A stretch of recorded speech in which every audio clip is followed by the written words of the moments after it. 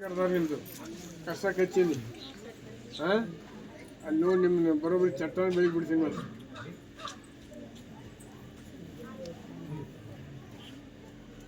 ದೊಡ್ಡ ಬೂತ್ ಆಗಿಬಿಟ್ರೆ ನಮ್ದು ಎಲ್ಲ ಪಿ ಡಿ ಒಗಳು ಪಂಚಾಯತಿ ಮೆಂಬರ್ಗಳು ಹಂಗೆ ಮಾಡ್ತೀರಿ.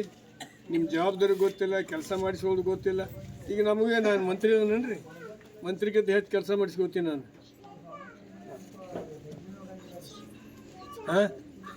ಮತ್ತು ನೀವು ಹಂಗೆ ಪಂಚಾಯತ್ ಮೆಂಬರ್ಗಳು ನಿಮ್ಮದು ಕೆಲಸ ತೊಗೋಬೇಕ್ರಿ.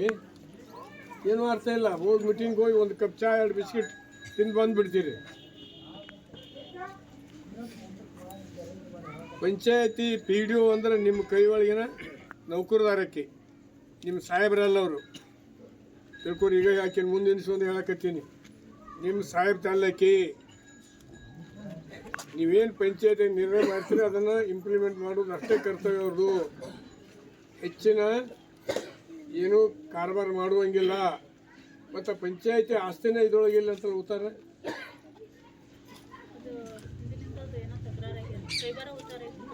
ಮಾಡೋಕ್ಕೆ ಅಂತಂದ್ರಿ.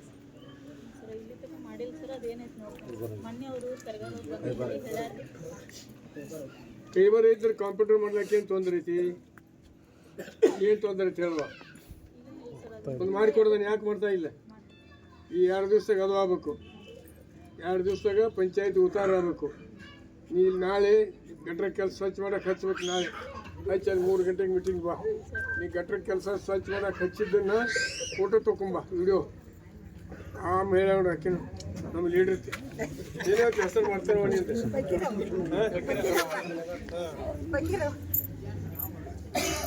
ಆಕಿ ಅಲ್ಲಿ ಒಂದು ಏನೋ ಗಟ್ರ ಇಲ್ಲ ಆಕಿನು ಎಷ್ಟು ಗಟ್ರ ಎಲ್ಲ ಸ್ವಚ್ಛ ಆಗಬೇಕು. ಮಕ್ಕಳು ಬೇಕಾದ್ರೆ ಕಟ್ ಮಾಡಿ ಹಾಕೋಲ್ಲ ಕೆಲಸ ಮಾಡಿ.